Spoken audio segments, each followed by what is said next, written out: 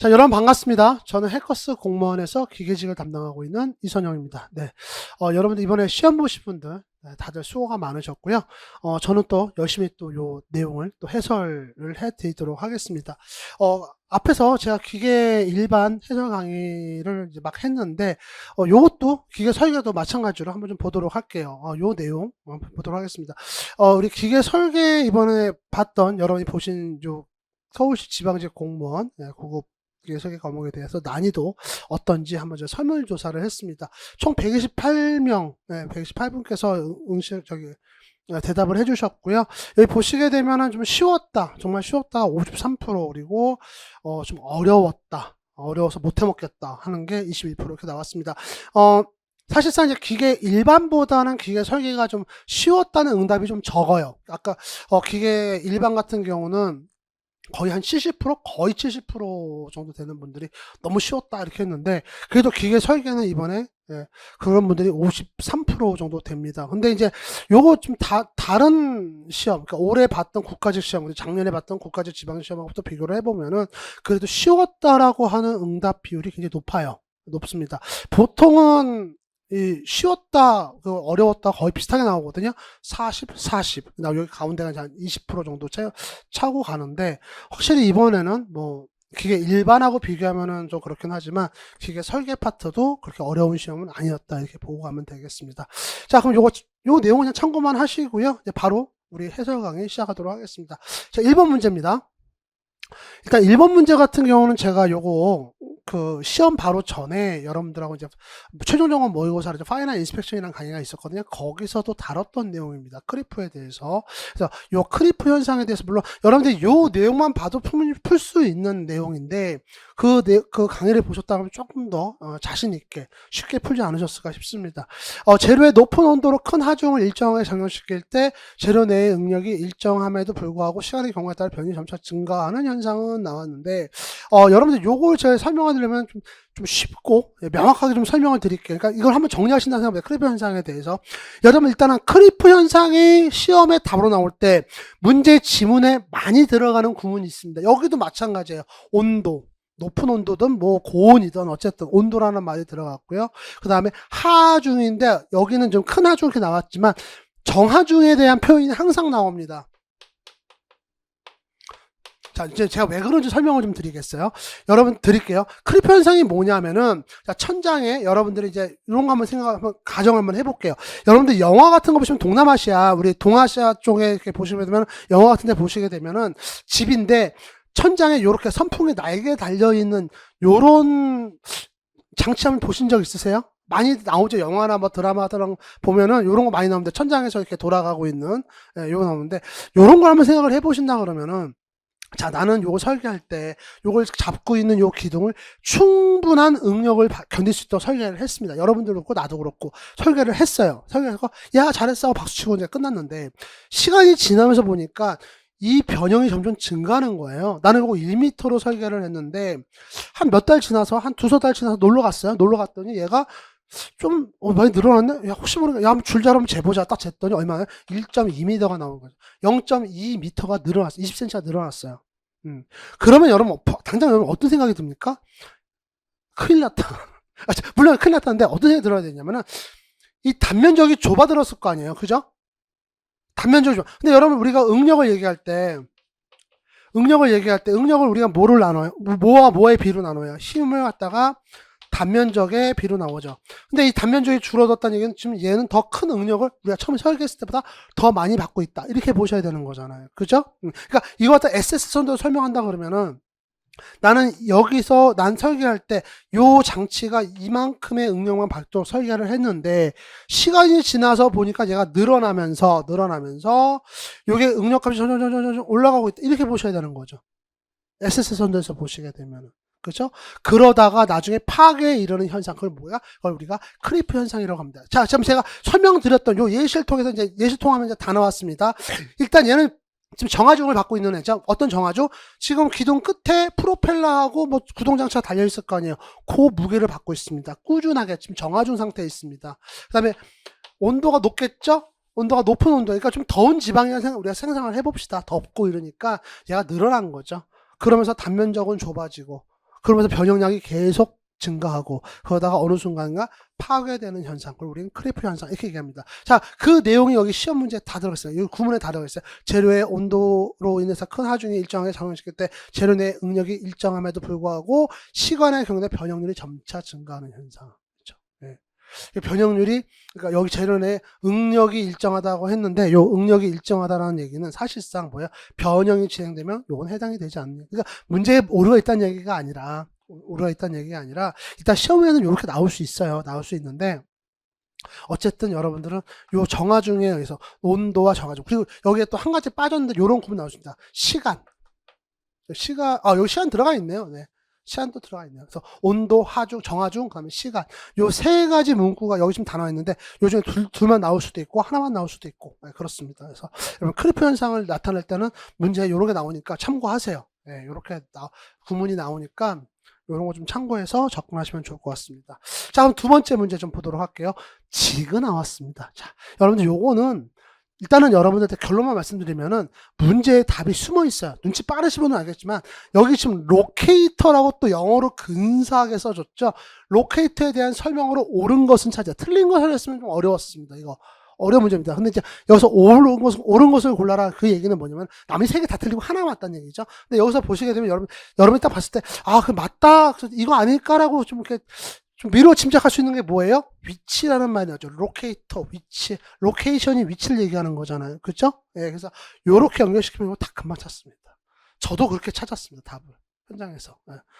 그래서 여러분들 이제 요렇게 찾아가시면 되고, 이게 이제 결론은 이건데, 그래도 우리가 또 치공구 봤으니 오래간만에 치공구 나왔잖아요. 요거 한번 훑어보고 갑시다. 일단 여러분 치공구라고 하는 얘기는 지그와 고정, 여기 픽스처라고 나왔는데 지그 앤 픽스처 이렇게 얘기하는데, 픽스처가 의미하는 게 고정구입니다. 지그와 고정구를 한 번에 통칭하는 말이 치공구예요. 치공구. 근데 이걸 여러분 이렇게 생각하셔도 되고, 조금 여러분들이 좀 쉽게 접근하실 수 있는 어떤 그런 개념적인 내용은 뭐냐면은, 우리가 보통 이제 손으로 다루는 공구는 뭐야? 수공구. 그 다음에 이제 모터 달아서 쓰는 걸 우리 전동공구 하잖아요. 치공구는 뭐냐면 설치해서 쓰는 공구를 치공구라고 얘기합니다. 설치해서 쓰는 공구를 우리는 치공구 이렇게 얘기해요. 그러니까 치공구 자체는 어딘가 설치를 해야 되는 거야, 이게. 그래서 대표적인 지금 치공구 바이스 갖고 나왔습니다. 요 바이스 갖고 나왔고요. 요거는 우리 이지영 선생님하고 최유준 선생님이 만든 교재에 있는 거 갖고 왔어요. 네, 허락받고 갖고 왔어요. 자, 어쨌든 이렇게 나와 있습니다. 그래서 이렇게 치구와 고정구로 구성이 되어 있고요. 요 치공구의 3요소, 3요소. 요거 알면 이제 요 문제가 더 쉬워집니다. 하나는 뭐야? 위치 결정면, 위치 결정구, 클램프입니다. 클램프는 뭐냐? 잡아주는 애요. 이게 치공구 같은 경우는 무조건 물체를 갖다가, 그러니까 공작물을 잡거나 상대물을 잡거나 뭔가 고정을 해주는 역할을 하거든요. 그러니까 뭔가 잡아주는 애 갖고 있어요. 걔를 갖다 우리가 클램프 얘기합니다. 그래서 여기서는 클램프가 어느 파트냐면 지금 요 앞부분이 클램프에 해당이 돼요. 자, 그 다음에 위치 결정면은 뭐가 되겠어요? 얘를 설치하게 되면 그 면 위에, 어떤 면 위에 뭐가 걸쳐 올라가겠죠? 어디에 올려놔야 될 거 아닙니까? 그 올려놓은 면과 닿는 부분, 보통 이런 애들 같은 경우는 어때요? 요 밑면이 해당이 될 겁니다. 이 바닥면이 위치 결정면이 돼요. 위치 결정면. 그리고 물체의 높이가 됩니다. 하면 고정 높이가 되는 거죠. 자, 그 다음에 위치 결정구는 뭐냐면은, 이 위치 결정구는 공구할 때 굴어보셔도 되고 구멍할 때 굴어보셔도 됩니다. 상관이 없습니다. 저도 어떤 게 맞는 건지 모르겠지만 죄송합니다, 감독님. 다시 하겠습니다. 저도 어떤 게 맞는 건지 모르겠지만 둘 다 상관은 없습니다. 저도 어떤 게 맞는 건지는 정확히 모르겠어요. 근데 둘 다 상관없어요. 자, 여기서는 위치 결정구가 뭐가 되겠어요? 이렇게 면이 있으면 그 면을 고정해 줘야 되겠죠. 그 면 위에다가 위치를 딱 잡아줘야 되겠죠. 그 위치를 잡아주는 구멍들, 여기 볼트 체결하는 요 구멍들, 여기가 위치 결정구가 되는 겁니다. 요게 3요소예요. 그래서 여기 지금 로케이터라고 하면은, 로케이터 그러면은, 자, 지구와 고정구, 요거 지금 치공구 얘기하는 거고요. 한마디로 로케이터라고 얘기하는 건 뭐겠어요? 위치 결정구 얘기하는 겁니다. 위치 결정을 얘기했습니다. 공작물의 위치를 결정하는 구성 요소. 딱 끝나요. 딱 끝납니다. 그래서 치공구 같은 경우는 뭐 여러 가지 형태의 문제가 계속 나오고 있는데, 이번에 나왔던 문제는 그렇게 어려웠던 문제가 아니고, 특히나 아까 말씀드렸듯이 문제에 답이 숨어 있어서, 예, 아마 제가 봤을 때 우리 공무원 시험 준비하시는 분들이라면 이 정도는 뭐, 영어들 다 공부하시고 잘하시잖아요. 그죠? 예, 거의 다 맞았을 것 같아요. 예, 그렇게 믿고 있습니다. 네. 자, 3번 문제 보도록 하겠습니다. 커플링 설계에서 고려되는 사항으로 옳지 않은 것은? 여러분, 커플링하고 클러치하고 구별하실 수 있죠? 클러치는 뭡니까? 두 축을 연결을 해요. 축 연결했고, 클러치는 뭐, 두 축 연결한 상태에서 이거 연결을 끊었다 붙였다 하셨으면 클러치. 영구적으로 붙이고 있으면은 뭡니까? 커플링 이렇게 얘기를 하죠. 그럼 여러분들은 또 커플링에서 보면, 그러면 저기 무슨 뭐 저기 원축 커플링, 뭐 유니버설 조인트, 올던 커플링 이런 것들은 다 그 커플링 안에 들어가는 거예요. 다 들어가는 거예요. 다 들어가는 겁니다. 네. 그러니까 클러치는 한마디로 동력을 해서 단속할 수 있는 없냐, 이제 그런 얘기가 나오는 게 이제 커플링이죠. 그래서 여기 보시면 커플링 설계에서 고려된 상황은 옳지 않은 것으로 보는데, 이것도 사실 여러분들 문제 자체가 쉽다기보다는 보기가 쉽게 나왔습니다. 보시면 운전주 원활한 단속이 가능할 거, 이게 커플링에 이게 왜 들어가요? 그죠? 그러니까 이게, 저는 이 문제는 사실상 문제 자체가 쉬운 건 아닌데, 어렵게 하면 얻을 수 있는데 보기를 너무 쉽게 줬습니다. 설치 분해가 쉽도록 해야 되고, 진동에서 이완 풀리지 않아야 되고, 소형으로도 충분한 전동력, 다 좋은 얘기만 있잖아요. 그죠? 네. 그래서 뭐 헷갈릴 것도 없어요, 이거는. 네. 넘어가도록 하겠습니다. 고마운 문제였어. 3번 문제. 4번 문제 보겠습니다. 작업. 무슨 작업? 리벳 작업. 코킹 나왔습니다. 여러분, 리벳 작업에서 코킹 플러링이 나오면 뭐예요? 밀폐 작업이죠. 밀폐 작업. 그래서 우리가 이제 요거 순서만 해볼다. 맨 처음에 우리가 이제 코킹을 하기 위해서는 그냥 코킹하는 게 아니라 아무것도 없는데 코킹을 해요. 리벳 작업을 먼저 해야죠. 리베팅을 먼저 해주고, 그 다음에 가장자리 면을 뭘로 두둥겨가지고, 뭘로 두둥겨가지고 면을 갖다가 밀착시킵니다. 그걸 우리가 코킹 한다고 그러고. 그 다음에 이걸 갖다가 밀착시킨 걸 더 향상시키기 위해서, 품질을 더 향상시키기 위해서 하는 게 플러링, 둘로 나눠져 있죠. 그래서 요거 알시면 되겠습니다. 그래서 얘들은 뭐야? 밀폐 작업이고 기밀을 유지하기 위해서 하는 겁니다. 네. 그래서 요렇게 여러분들 이해하시면 되겠어요. 쉽습니다. 4번도 그냥 굉장히 무난한 문제였어요. 4번 같은 경우도. 5번 보겠습니다. 혹시 여러분들 이거는 좀 제가 맨날 부탁드리는 건데, 이건 외우고 가셔라 그랬거든요. 그래서 우리가 지금 여기 나타내는, 지금 전달 능력이라는 게, 평행키의 전달 능력 그러면은 사실상 여러분들이 어디서 발생하는지만 알면은, 몰라도 현장에서 유도해서 풀 수 있는 문제입니다. 몰라도 그냥 어디서 발생하는지 알면은, 어디서 발생하는 거예요? 지금 여기 이 면에서 발생하는 게 전달 능력. 기준면이 여기죠. 그래서 여기서 많이 본다 그러면 좀 요 면에서 발생하는 게 전달 능력. 그죠?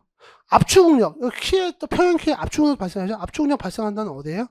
압축응력이 발생하는 데는 지금 축이 요렇게, 지금 여러분 보시는 방향에서 반시계 방향으로 회전한다고 하면은 요 면에 작용하는 게 압축응력. 그래서 우리 키에서 본다 그러면은 요렇게 요 면에 작용하는 힘이 지금 압축응력. 요 면에 작용하는 응력이 압축. 이렇게 보시겠죠? 그래서 요걸 보는데, 자, 우리가 이제 응력을 계산하려고 그러면 여러분들, 응력은 물리량이 어떻게 돼요? 힘을 단면적으로 나눠줘야 되잖아요. 근데 여기서 좀 P를 줘버리게 되면 너무 쉬워요.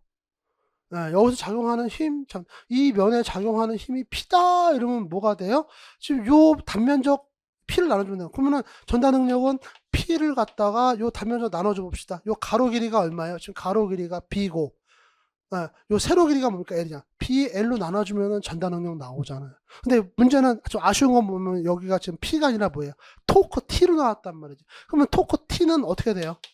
여기서 작용하는 요 힘이고, 요 힘에다가 뭘 곱해줘야 됩니까? 2분지 D. 반지름이죠? 2분지 D 해줘요. 그래서 여기서 P에다가 P 곱하기 2분지 D니까, 요걸 갖다 우리가 P를 갖다 뭘로 만들 수 있어요? P를 갖다가 T 곱하기 D분지 E 이렇게 만들 수 있잖아요. 그럼 여기 지금 P 대신 얘를 집어넣은 것 뿐이에요. 그러니까 ET가 나오는 거고, 그 다음 밑에는 뭐예요? BDL. P 대신. 너무 쉬우니까 T를 넣는 거죠. 또 그게 맞고, 회전체니까. 예. 그럼 압축 근력 한번 볼까요? 압축 근력도 그래요. 여기서 지금 작용하고 있는 요 면에 작용하고 있는 요 힘 P를 넣게 되면 너무 쉬워요. 어떻게 나오면 되겠어요? 여기 지금 전체 키 높이가 H인데 이거 딱 절반만 들어가 있다고 봅시다. 예, 항상 우리가 계산할 때 그렇게 하니까 절반 들어갔다고 봅시다. 그러면 여기에 지금 작용하고 있는 힘을 P라고 했을 때 요 면적은 어떻게 나와요? 높이가 얼마입니까? 2분지 H가 나오겠죠? 2분지 1H 곱하기 얼마가 나옵니까? 요 전체 길이는 L 나오겠네요. 곱하기가 아니라 끝났네요. 이 면적이고 P 이렇게 나오면 돼. P는 어떻게 나와요? 이것도 마찬가지죠. 2분 T는 P 곱하기 2분지 D니까 P는 T 곱하기 D분지 E 이렇게 나올 거 아니야. 여기다가 얘 대신 집어넣은 거예요. 그래서 4T가 나온 거죠. 여기가 4T가 아니라. 그래서 여기 보시면 4T가 나온 거죠. HD의 분지 4T. 이거 그냥 외우고 계시는 거죠. 딱 그거예요. 그겁니다. 딱 그겁니다. 네. 더 없습니다.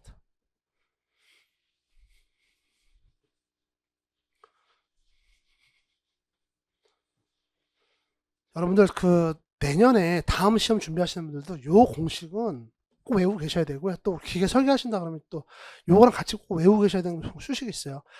봉의 변형량, 축방향 변형량, 델타는 A 2분지 PL.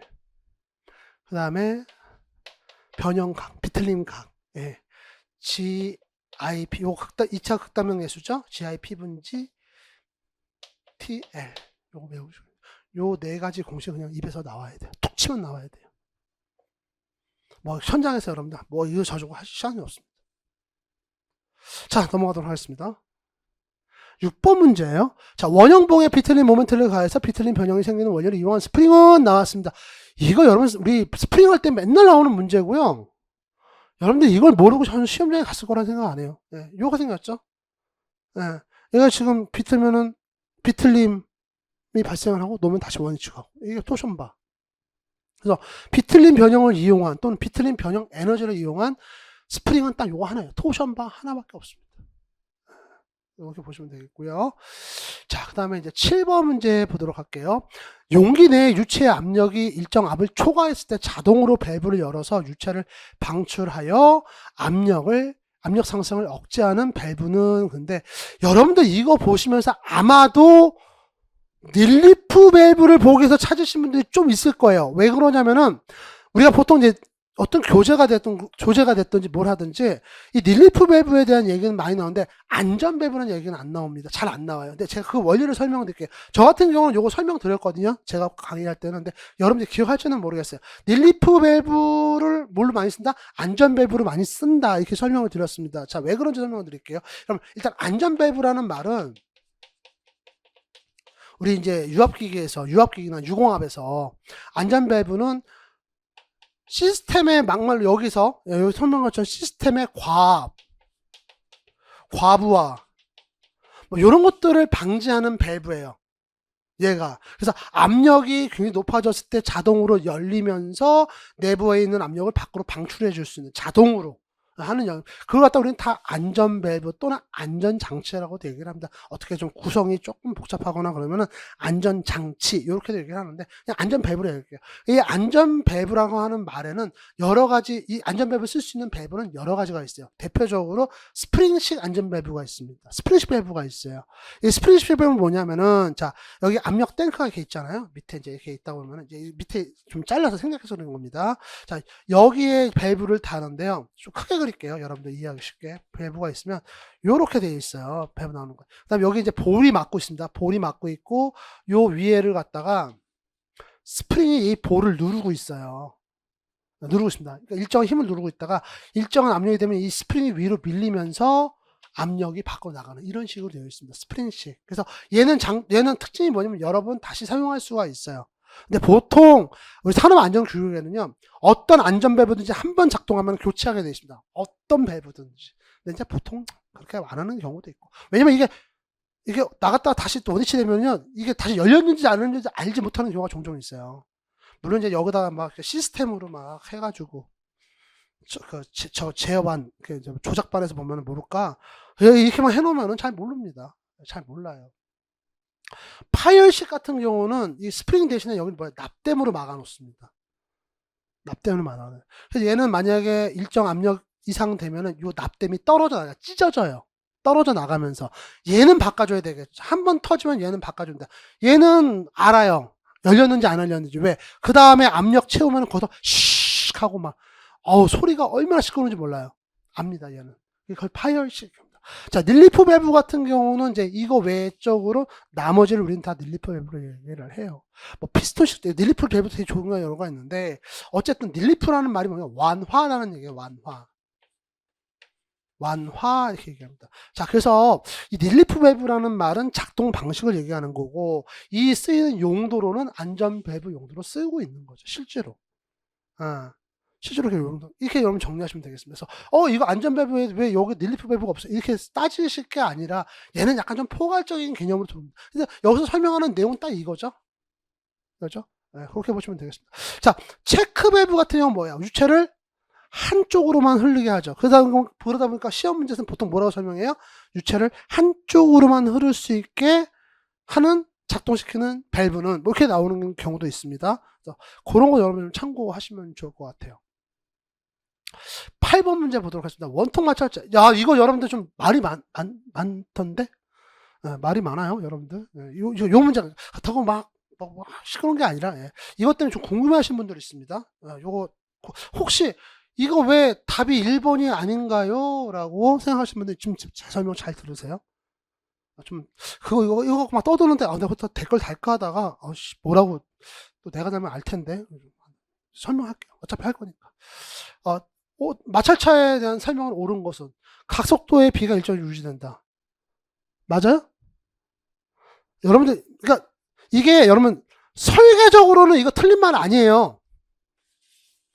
설계적으로는 맞아요. 여러분들이 혼동하는 게 맞아요. 이거 왜 이게 답이 아니에요? 물론 이것도 답인데 이것도 답인데 이건 왜 답이 아닌가요? 그러면은 설계적으로는 맞아요. 왜 그러냐면은 자, 여러분 우리가 속도비 계산할 때 어떻게 계산해요? 이렇게 해가지고 속도비 이렇게 해가지고 뭐라고 합니까? RPM B 나누고 또 이거 뭐라고 해요? 각속도의 B. 각속도의 B 일정하잖아요. 속도비로. 그죠? 설계적으로. 그런데 여러분들 우리가 우리 마찰차를 공부할 때 이거 이제 설계적인 이제 수식적인 내용이고 수식적인 내용이고 왜 내가 이렇게 설명할 수 있냐면은 우리가 마찰차 공부할 때 뭐랑 비교해서 많이 특징을 뭘로 많이 정리하면 뭐랑 많이 비교해요? 기어랑 많이 비교하죠. 기어랑 정리할 때 우리 뭐라고 합니까? 자, 마찰차는 정확한 속도비를 얻기가 힘들다. 그 얘기가 나오잖아. 왜? 미끄럼 때문에. 그쵸? 속도비가 일정하지 않다. 대신에 마찰차하고 비교한 기어의 특징은 뭐라고 정리합니까? 우리가 정확한 속도비를 얻을 수 있다. 그러니까 지금 이해가 안 되시는 분은 이렇게 하세요. 이거는 설계적으로는 이렇게 하지만 이건 설계적인 얘기고 실제로 우리 제품의 특성, 마찰차의 특성이 뭐냐면은 여기서는 슬립 현상, 미끄럼이 발생을 하잖아요. 그러니까 정확한 속도비를 얻을 수 없다, 얻기가 어렵다라고 하고 있잖아요. 그러니까 보니까 각속도비의 일정이 유지된다. 이거는 뭐야? 제품의 특징을 갖고 설명하는 내용이죠. 설명하는 내용이죠. 자, 그렇습니다. 그래서 얘가 설명으로 옳은 것에 얘가 빠지는 거예요. 자, 그럼 이제 답은 뭡니까? 외접해 가는 경우 원동차와 전동차 사이의 중간차를 세우면 전체 회전방을 봤을 때 이건 여러분 현장에서 그려봐도 돼. 이거 해놓고요. 여기다 뭐 하나 넣어봐요. 얘가 이렇게 돌아갔을 때 얘가 이렇게 돌아갔을 때 해봐요. 이거 맞아요. 맞아요. 이거 맞습니다. 자, 그러면 2번 볼게요. 그럼 얘는 왜 틀렸을까요? 원동차에 대한 종동차의 비율에서 두 마찰차의 지름을 접촉하는 경우 각속도의 비는 지름의 비가 아니라 지름의 비의 역수죠. 반대죠. 각속도는 지름이 크면 어때요? 각속도는 서로 반대잖아요. 이게 지름의 비는 반비례한다. 자, 그 다음에 4번 보겠습니다. 왜 틀렸어요? 지름 DA와 DB를 갖다가 하는 두 마찰차 외접과 내접 마찰차 구성에 상관없이 두 축의 중심거리는 일정하다. 아니죠. 결합관계를 봅시다, 여러분들. 지금 중심거리, 축간의 중심거리면 외접 마찰차 같은 경우는 반지름 더하기 반지름이죠. 내전 마찰차 같은 건 어때요? 반지름에서 이 반지름을 빼줘야죠. 그죠? 여기를 빼주는 게 아니라 여기를 빼줘야죠. 전체 반지름에서. 맞죠? 네. 그러다 보니까 얘는 조립관계를 알고 계시면 금방 나옵니다. 그래서 어쨌든 답은 그래서 3번이 되는 겁니다. 이거는 뭐 안에서 우열을 가리거나 그럴 내용은 아니에요.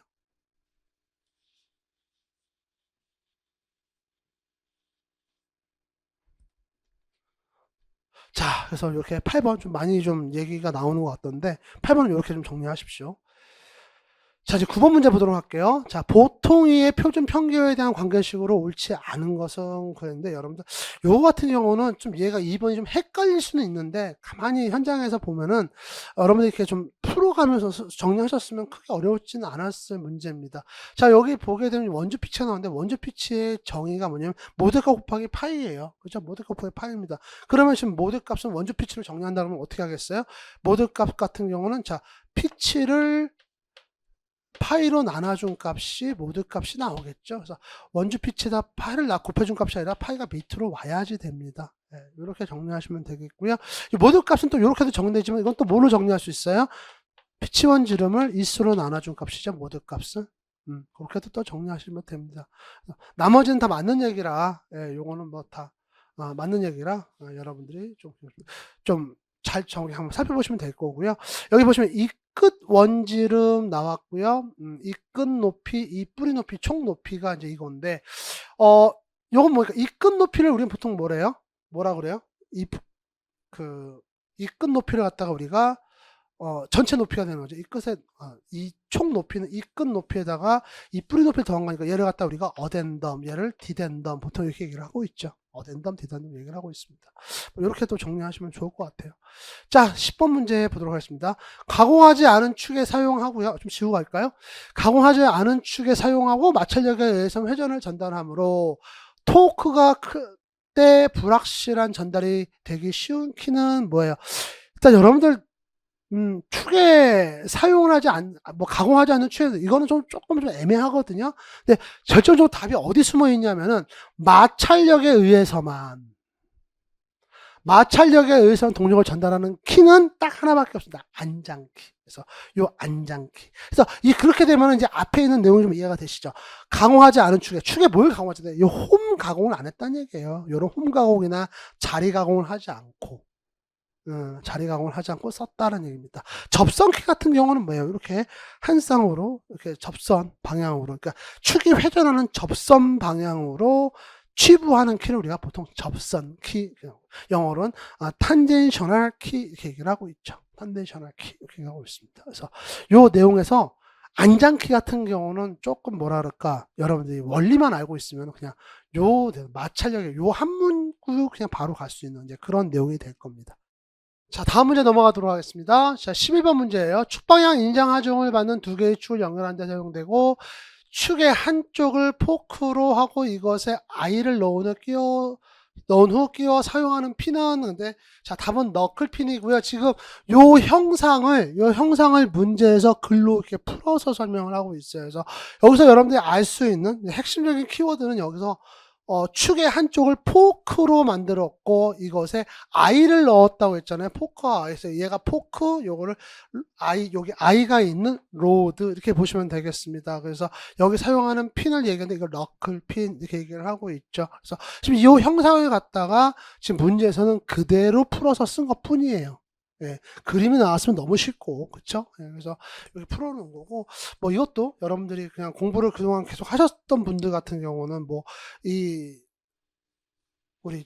너클핀에 작용하는 전달 능력, 그다음에 구피 능력, 이런 거 다 공부하셨던 분들이라, 이렇게 이걸 보고 이럴 일은 거의 없을 것 같아요. 그래서 요렇게 여러분들이 답을 잘 선별하셨을 거라 믿습니다. 자, 12번 문제 볼게요. 강간에 대한 일반적인 설명은 옳지 않은 것은 그랬는데, 여러분들 이거 혹시라도, 저 같은 경우는 그래요. 기계 설계나 기계 일반에서 배관 쪽은 안 합니다. 그러니까 배관 쪽이라거나 아니면은 이제 관에 대한 내용은 그냥 건너뛰고 가요. 그러니까 그 이유가 왜 그러냐면 두 가지 이유가 있습니다. 하나는, 자, 첫 번째 이유는 내가 거기는 이론을 한다고 그래가지고 시험에 나온다는 출제 빈도가 너무 낮아요. 예, 내용에 비해서 출제 빈도가 너무 낮고, 두 번째, 꼭 거기서 안 하더라도 다른 쪽을 통해서 맞출 수 있는 그런 부분도 있거든요. 뭐 유압기기라든가 아니면은 유체 쪽에서 가져와서 할 수 있는 부분도 분명히 있습니다. 그래서 따로 안 하는데 이것도 마찬가지예요. 지금 강관에 대한 일반적인 설명은 옳지 않은 것은 나왔고요.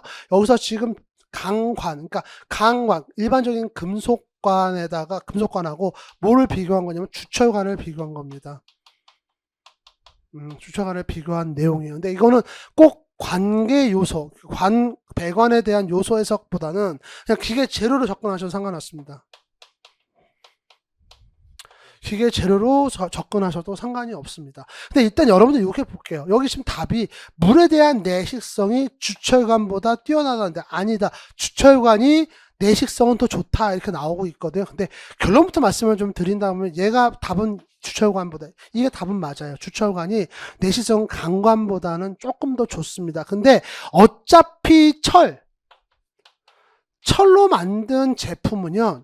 부식에 취약할 수밖에 없어요. 어차피 도찐 개찐이에요. 근데 이제 둘을 비교하면 어떤 게 조금 낫다, 어떤 게 조금 부족하다 이렇게 접근하는 거거든요. 그러니까 그렇게 접근하셨으면 좋겠습니다. 근데 주철관이 보면은 내식성이나 내구성이 막 우수하다 이렇게 설명을 하고 있고요. 강관 같은 경우는 부식에 약해서 수명이 짧다 이렇게 나오고 있습니다. 여러분들 자 이걸 이렇게 좀 접근해 봅시다. 우리 주철 같은 경우는요. 아까 우리 기계 재료를 공부할 때 탄소 함유량에 따라서 순철, 강, 주철로 나눕니다. 얘는 탄소가 더 많아요. 그러다 보니까 대기에 있는 탄소하고 접했을 때 반응할 수 있는 여지가 더 적습니다. 여기는 강이잖아요. 강은 주철보다 탄소 함유량이 적어요. 실제로. 예. 그러다 보니까 대기에 있는 외부에 있는 탄소하고 반응할 수 있는, 그러니까 산소나 탄소하고 반응할 수 있는 여지가 더 큽니다. 그렇게 접근하시면 이거는 금방 풀리는 문제예요. 예. 그래서 나머지를 좀 볼까요? 여러분들 강이라고 하는 거는 지금 요 애를 얘기합니다. 강. 예, 요거 지금 얘기하는 거고 여기에 플러스 뭐 여러 가지 원소가 좀 들어갔을 거예요. 그 유용성에 따라 가지고 원소가 들어가 있습니다. 그러다 보니까 여러 가지 용도로 사용될 수 있고 용접을 했을 때 용접 강도를 견뎌낼 수 있고 추출감보다 더 가볍고 인장도가 큰 제품을 만들 수가 있는 겁니다. 용도에 따라서 다른 금속, 첨가물이 들어있대. 주철은 그냥 철 플러스 탄소죠. 네, 탄소하면 이걸로만 돼 있잖아요. 그렇죠? 네, 그러니까 이렇게 보시면 여러분 쉽게 갈 수 있는데 뭐 그렇게까지 생각을 하셨을지 모르겠습니다. 제가 봤을 땐 그래요.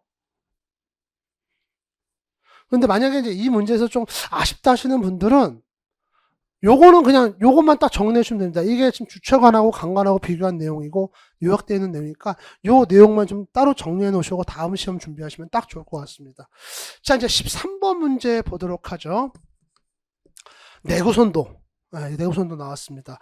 이거 역시 이제 이 내구선도 같은 경우도 아까도 말씀드렸지만 제가 시험 바로 직전에 했던 그 최종 점검 모의고사에 나왔던 내용이고 거기서 썼던 자료 그대로 가지고 나올 겁니다. 근데 여기서 이제 이게 문제가 조금 해석이 시험장에서 여러분들 해석하기가 조금 좀 난해해질 수 있으니까 알아도 내가 아는 게 맞나 하고 답을 갔을 만한 문제입니다. 이게 자 보도록 할게요. 항복 강도 이하의 평균 응력이 가해진 상태에서 평균 응력과 응력 진폭을 고려했을 때 재료의 필요 한도를 제시한 내구선도 모델이 조더버그선, 곤맨선, 거버선 등의 안전 응력 진폭 크기를 작은 것부터 나타낸 것은 나옵니다. 그래서 여러분들 그냥 결론부터 말씀드리면은요. 자, 이 선도에서 뭐가 나와야 되면 지금 이 공식이 나와야 돼요.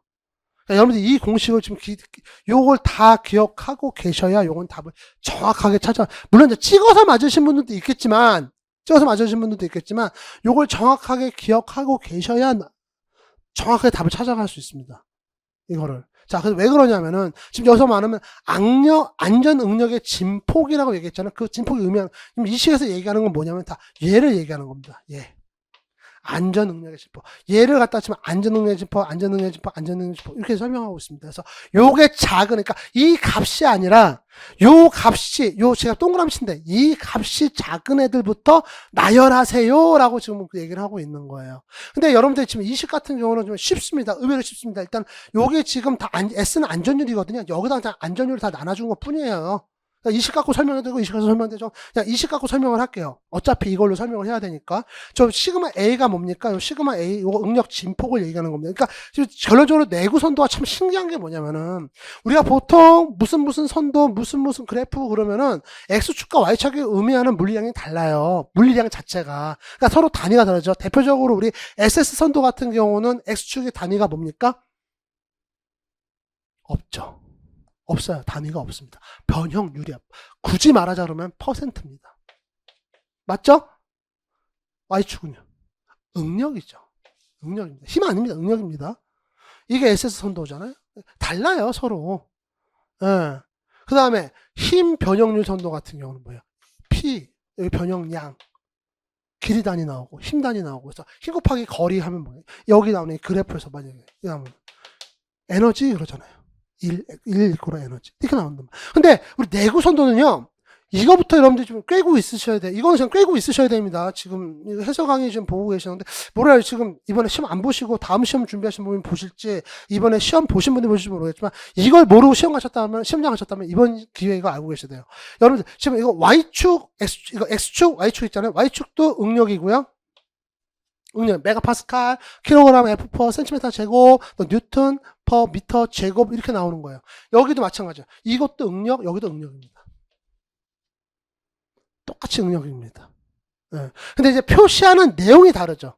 그러니까 물리량은 동일하지만 X축에서 지금 의미하는 건 뭐예요? 양진 피로 한도 또는 응력의 진폭 이렇게 얘기하고 있습니다. 그래서 여기서 양진 피로, 그러니까 여기서 지금 양진 피로 한도 응력 진폭을 나타내는 거고요. X축은요. 무슨 강도냐? 기준 강도를 얘기합니다. 여기는 지금 기준 강도. 극한 강도냐? 항복 강도냐? 그거만 다릅니다. 예. 그래서 지금 요 수식에서 보시게 되면은 조더버가 됐던 군맨이 됐던 거버가 됐던 다 똑같이 응력 진폭 똑같고요. 나눠준 거 뭐예요? 허용 우리 양진 여기 시그마 2가 양진 필요 한도거든요. 양진 필요 한도로 똑같이 나눠주고 있습니다. 지금 예. 여기는 그러니까 앞쪽은 다 똑같아요. 지금 양진 필요 한도로 다 똑같이 나눠요. 앞은 다 똑같습니다. 조더버고 군맨 거버 다 똑같습니다. 앞에 똑같고요. 다른 건 뭐예요? 뒤쪽이 달라요. 뒤쪽도 뭐만 달라요? 분모만 다릅니다. 분모만 달라요. 여기 평균 응력 시그마 M 평균 응력이에요. 시그마 M 시그마 똑같습니다. 똑같은데 얘는 항복 응력을 기준으로 잡았고 얘는 극한 강도를 기준으로 잡았고 얘는 극한 강도를 기준으로 잡았는데 거기에 곱하기 그 제곱을 해준 겁니다. 그러다 보니까 값을 봤을 때 어떤 게 더 크냐? 자, 극한 강도가 커요. 극한 강도가 커요. 항복 강도가 커요. 이거 보여드리면 아실라나?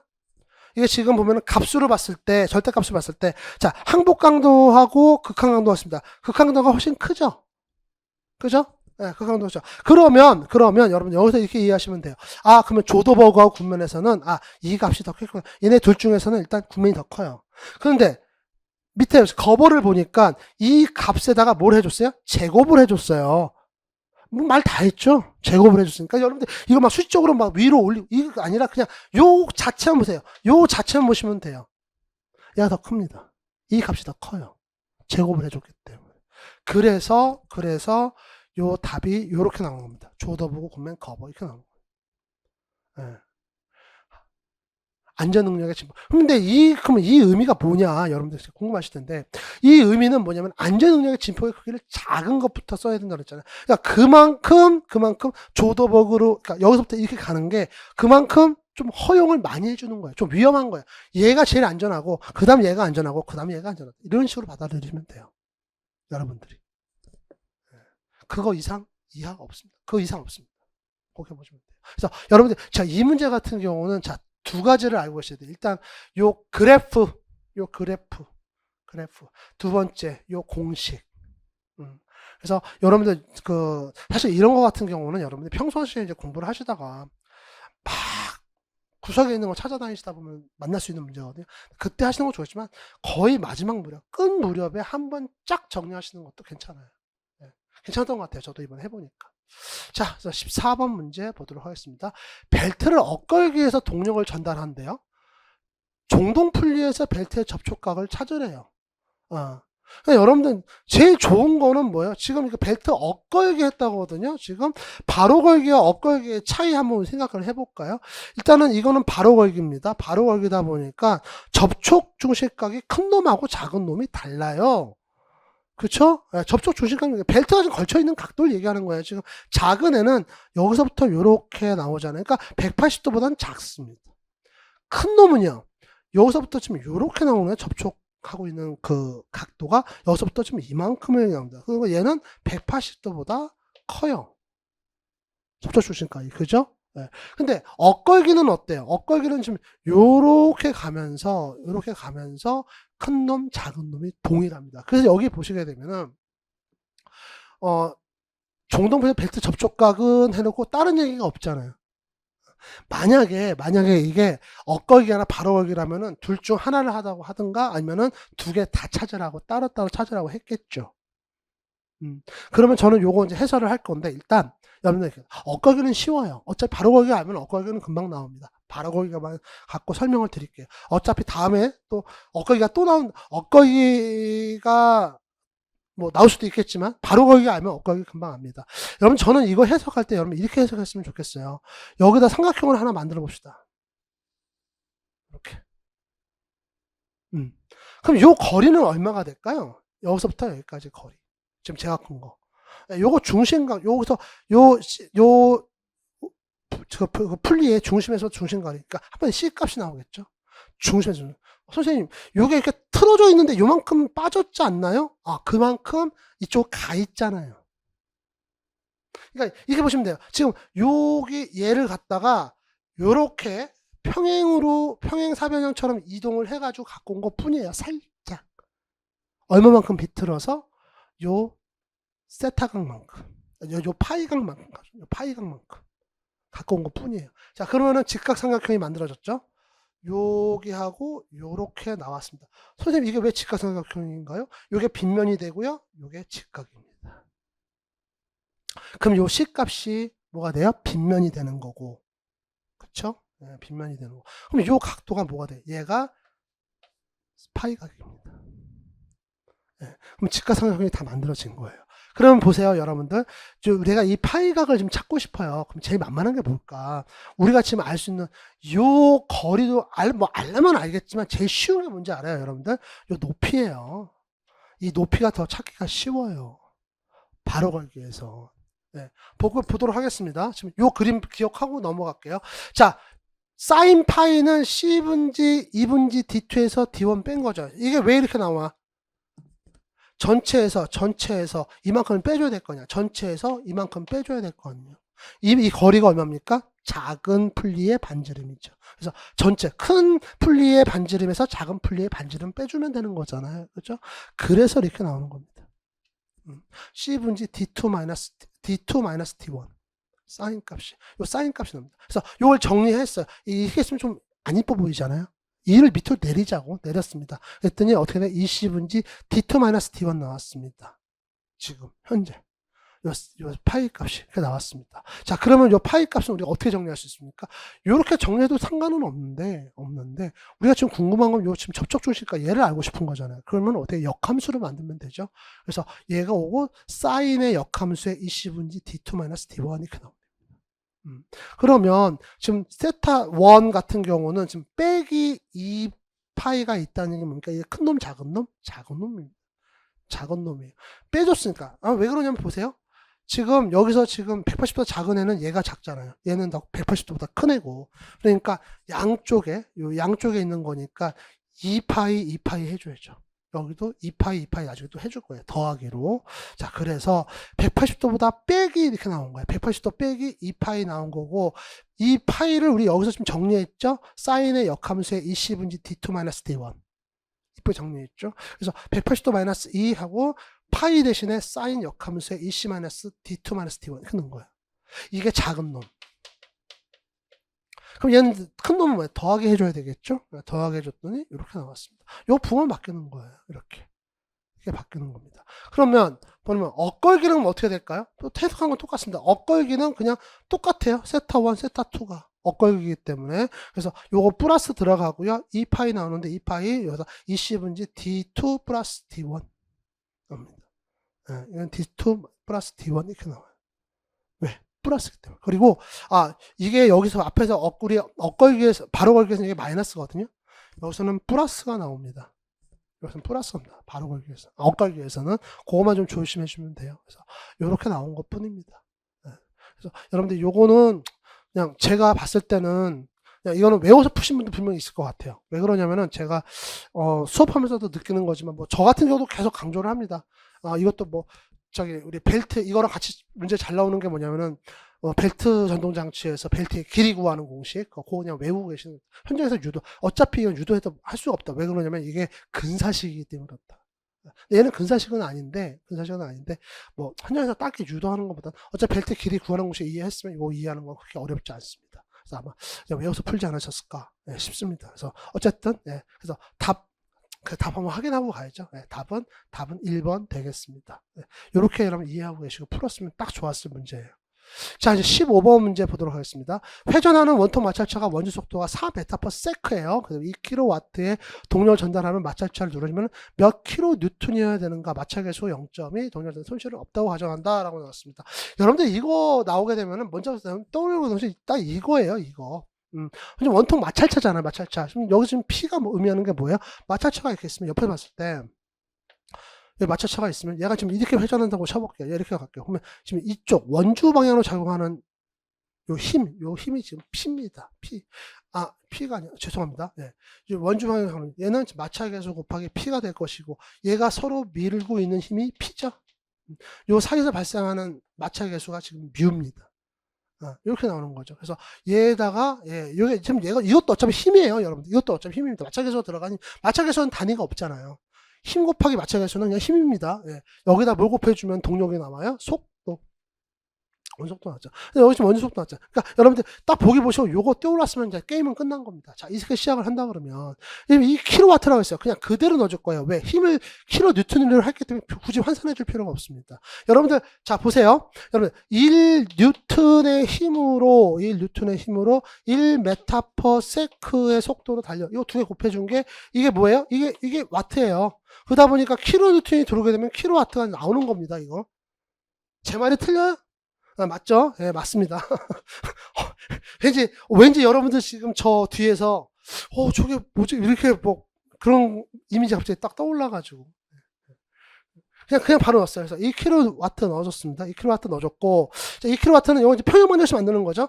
자, 마찰계수 얼마 들어왔습니까? 0.2라고 아까 문제에서 줬어요. 자, P를 지금 구하는 문제이기 때문에 P는 지금 내버려 둬야 됩니다. 이제 P kN을 두고, 자, 속도 나왔죠? 메타파스칼 그냥 그대로 줬어요. 좋습니다. 그럼 나머지 P에 대해서 나머지 다 저쪽으로 보내가지고 정리하게 되면은 2.5 kN 나오죠. 요것만 떠올리시면은 금방 풀 수 있는 문제입니다. 현장에서 뭐 크게 여러분들 어렵게 할 문제는 아니었어요. 자, 이제 16번 보도록 하겠습니다. 피치가 9mm인 한 줄 사각 나사가 있다. 이번엔 참 고맙게 다 사각 나사가 나왔어요. 그러니까 제가 사실은 그래요. 이게 제가 공무원 시장 처음 들어왔을 때 거의 기출문제를 막 보면서 제가 강의 준비를 하다 보니까 대부분 사각 나사였거든요. 언제까지? 제가 이제, 그게 왔는데. 그 전까지는, 근데 제가 공무원에서 딱 강의를 시작하고 나서부터 사각 나사가 나오기 시작하더라고요. 이 뭐지? 근데, 이제, 최근에 보니까 이제 상나사보다는 역시 사각나사가 많이 나오고 있습니다. 자, 어쨌든, 피치가 9mm인 한 줄 사각나사가 있다. 마찰계수 0.1일 때, 나사의 자립 조건을 만족하는 최소 유효지름은 그랬습니다. 파이는 3으로 하세요. 아주 귀엽게 얘기해 줬습니다. 여러분들 이제 여기서 알아야 될 건 딱 요거예요. 요거죠. 나사의 자립 조건, 탄젠트 마찰각이 커야 된다. 뭐보다? 탄젠트 람다, 리드각보다 커야 된다. 요겁니다, 요거. 요걸로 넣고 갈 거예요. 근데 이제 한 가지 여러분들이 챙겨가셔야 될 거 뭐예요? 탄젠트 마찰각은 마찰계수와 같다. 이거 여러분들, 이거 알고 계셔야 되죠. 이 탄젠트 로우 대신에 뭘 넣을 거예요? 마찰 계수를 넣을 거예요. 왜? 마찰 계수는 여기 0.15라고 딱 줬잖아요. 그래서 그런 거예요. 그래서 탄젠트 로우 대신에 이제 마찰 계수를 넣을 겁니다. 자, 이 평형 방정식을 갖고 만들 건데, 자, 탄젠트 람다는 또 뭘로 바꿨어요? 파이 d 분지 피치에서 아까 요 삼각형, 나사의 우리 자유물체도에 나오는 삼각형, 여기가 피치, 요 길이를 뭐라 그랬습니까? 파이 d이라고 그래가지고 유효지름으로 나타냈었잖아요. 그러면 여기가 람다 리드각이면, 자, 탄젠트 람다는 결론적으로 뭐가 되는 겁니까? 밑변을 가지고 나눠주죠. 뭐를? 피치를. 그래서 피치를 파이 곱하기 d2로 나눠준 값이랑 똑같잖아요. 그럼 얘를 이걸로 바꾼 것 뿐이에요. 이걸 바꿨고, 얘를 뭘로 바꿨습니까? 0.15로 바꾼 것 뿐이에요. 이렇게 바꿨습니다. 그래서 요거 가지고 이것도 마찬가지입니다. 이것도 d2로 놓고 나머지 1로 바꿔가지고 정리를 하게 되면은 파이 곱하기 0.15를 9로 나눠줘. 피치가 9라고 했으니까 나눠줬죠. 자, 그 다음에 파이는 뭐예요? 3으로, 3.14가 아니라 3으로 하라고 그랬죠. 예, 고맙게도 예, 요렇게 만들었더니 얼마 나왔습니까? 20mm 나왔습니다. 어렵지 않죠? 예, 어렵지 않죠. 17번 보도록 하겠습니다. 원형의 중실축이 2400Nm의 구피 모멘트를 받고 있을 때 축의 지름이 얼마인가요? 축의 허용 구피 모멘트이 64MPa이고, 자, 파이는 3입니다. 자, 여러분들 실제로 여러분들 중에서 혹시 일반 기계기사 나 이제 우리 기계설계 산업기사나 기계제도 기능사 취득하신 분들은 아시겠지만, 우리 그 공무원 시험에서는요, 이 단위 환산에 대해서는 최대한 여러분한테 좀 배려해주고 있다는 그런 내용을 알고, 이거는 뭐 제가 느낌이 아니라 실제로 그렇습니다. 그래서 이 보시게 되면은 뉴턴 밀리미터 나왔죠. 근데 단위가 지금 메가파스칼이 나왔어요. 그래서 여러분 메가파스칼이라는 얘기는, 자, 파스칼이 1파스칼은요, 이거 압력 단위거든요. 응력 단위랑 동일하기 때문에 같이 씁니다. 그래서 얘는 뉴턴 퍼 미터의 제곱 이렇게 나옵니다. 그래서 이게 파스칼이고, 만약에 우리가 많이 쓰는 밀리미터 단위를 고친다 그러면은 뉴턴 퍼 밀리미터의 제곱은 이게 뭘로 표시합니까? 1 메가파스칼로 나오고 있어요. 그러다 보니까 여기 지금 밀리미터 단위 나왔잖아요. 밀리미터 단위 나왔잖아요. 그렇죠? 축의 지름은 또 밀리미터고, 그렇죠? 그러다 보니까 미리 여기서는 메가파스칼 단위를 준 겁니다, 여러분들. 그래서 이런 부분은 참 쉽게 하고 있는, 그래도 여러분들이 자꾸 그걸 알고 적용을 하셔야지. 자꾸 수식적으로 숫자만, 아, 요렇게 배열했구나, 이게 위로 올라오기 아래고, 요게 이걸 여기다 이렇게 곱해, 이렇게 가면은 굉장히 공부하는 게 좀 돌아가는 공부를 하시는 거예요. 단위를 정확하게 아시고 이게 이렇게 나왔구나, 이렇게 보셔야 정확한 공부를 하실 수가 있는 겁니다. 자, 보도록 하겠습니다. 여러분들, 허용 구피 목력이 나왔고요, 구피 모멘트라는 얘기가 나왔어요. 이걸로 시작하셔야 되지 않겠어요? 딱 느낌으로도.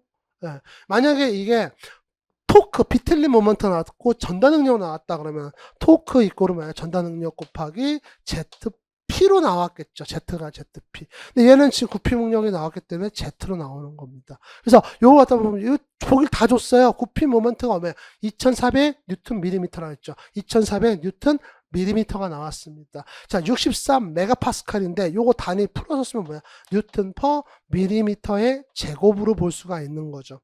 그쵸?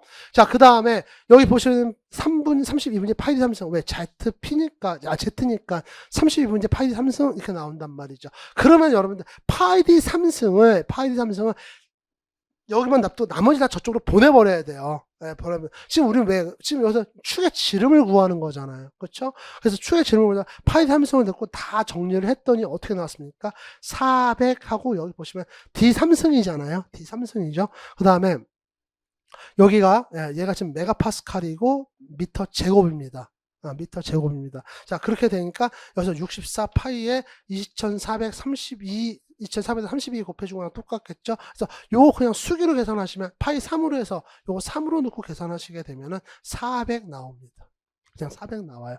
이거 갖다가 400, D 3승이니까 지름을 알려고 하면 어떻게 해야 돼요? 일단 루트해서 3승 넣어줘야 되죠.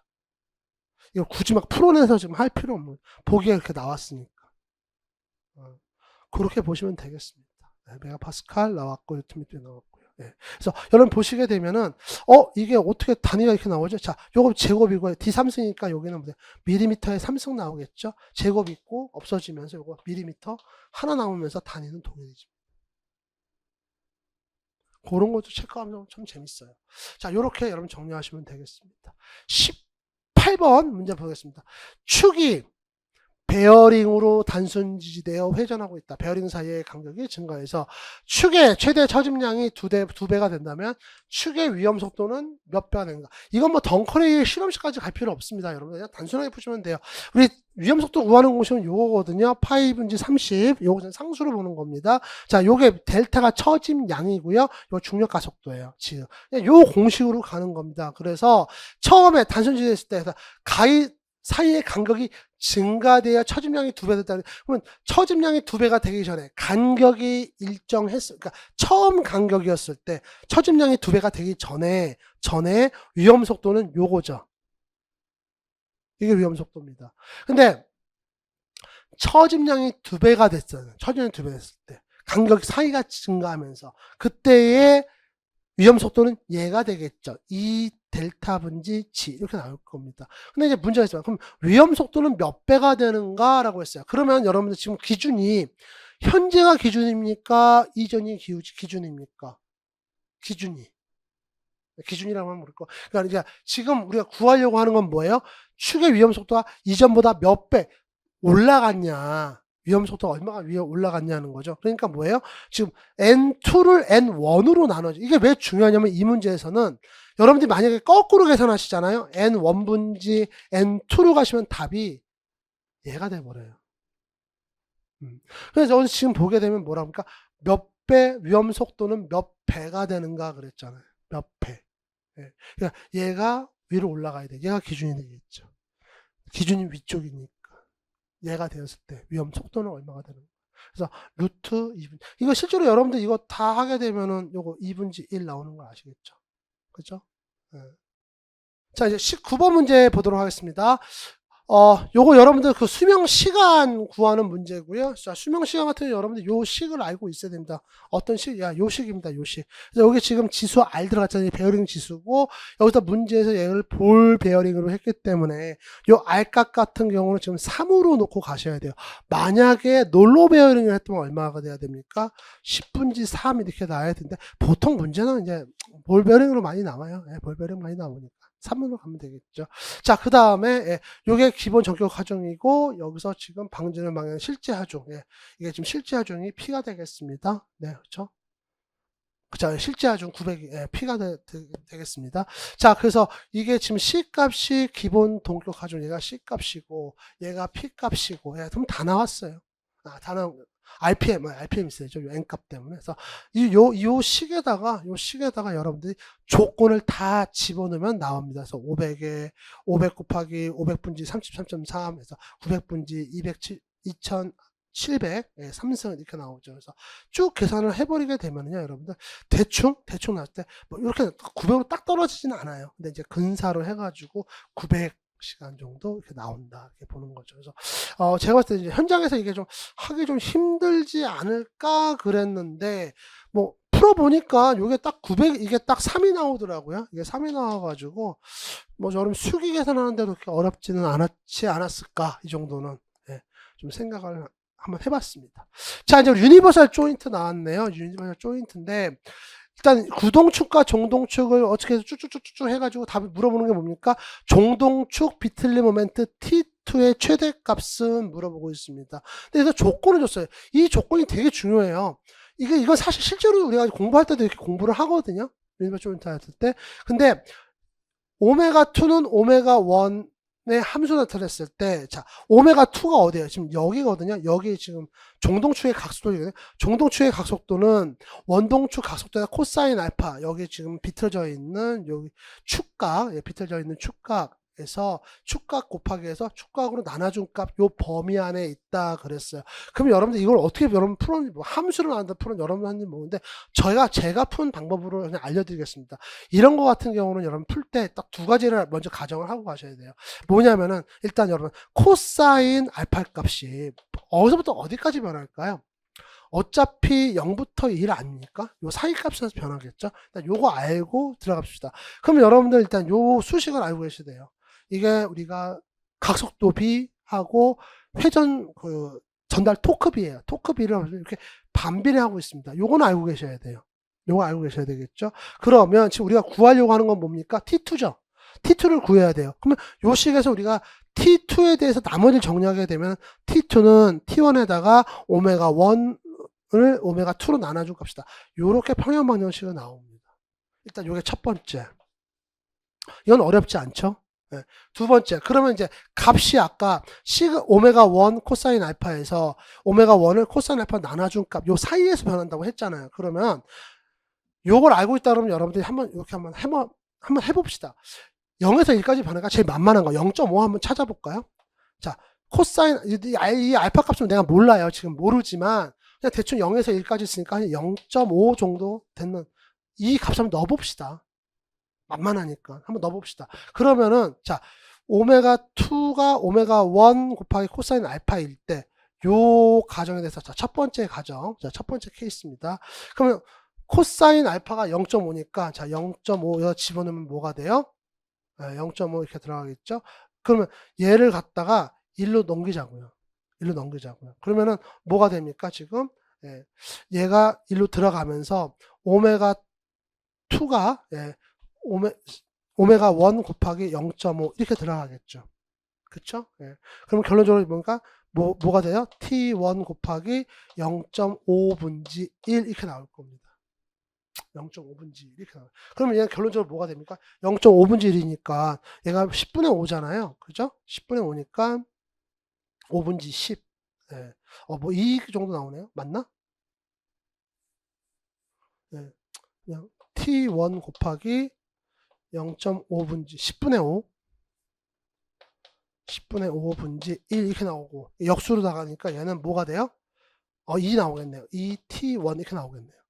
0.5를 했을 때 똑같이 해도 0.5면 됩니다. 그래서 0.5를 요 식을 그냥 그대로 여기다 넣는 거예요. 오메가 2를 여기다 그냥 바로 집어넣으면 되는 거예요.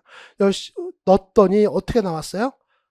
T1에다 코사인 알파 이렇게 나왔잖아요. 그렇죠? 그럼 여기다가 똑같아요. 0.5 넣으면 T1 곱하기 0.5 이렇게 나옵니다. 그러면 여기는 0.5 T1 이렇게 나오겠네요. 어떤 게 더 커요? 얘가 더 크죠? 이때가 더 크죠? 이게 최대값이죠? 저는 이렇게 찾았어요. 뭐 이걸 뭐 지금 함수로 만들어 가지고 뭐 이차함수 이거는 못 하겠고 그냥 만만한 값 하나 0. 저는 현장에서 0.2 넣었거든요. 0.2 넣고 해보니까 이거네. 그래서 답이 4번 이렇게 나와요. 자, 이렇게 해서 20번까지 다 풀어봤습니다. 여러분들, 사실 이번 시험에서도 뭐 논란이 될 만한 문제는 없었고요. 아까 20번 문제 같은 경우는 제가 그냥 이미 이렇게 풀었는데, 모르겠습니다. 푸는 방법이 따로 있는지는 모르겠지만, 저는 이렇게 풀었고, 현장에서도 그냥 이렇게 해서 깔끔하더라고요. 그래서 이렇게 했습니다. 자, 여러분들 이번에 시험 보시느라 고생 많이 하셨고요. 이제 또 다음에 시험을 준비하시는 분들, 하셔야 되는 분들 같은 경우는 오늘 제가 말씀드린 내용들 잘 참고하셔가지고 또 시험 준비하시는데 잘 활용하셨으면 좋겠습니다. 저는 또 다음에 또 우리 기계 설계 강의로 찾아뵙도록 하겠습니다. 수고하셨습니다.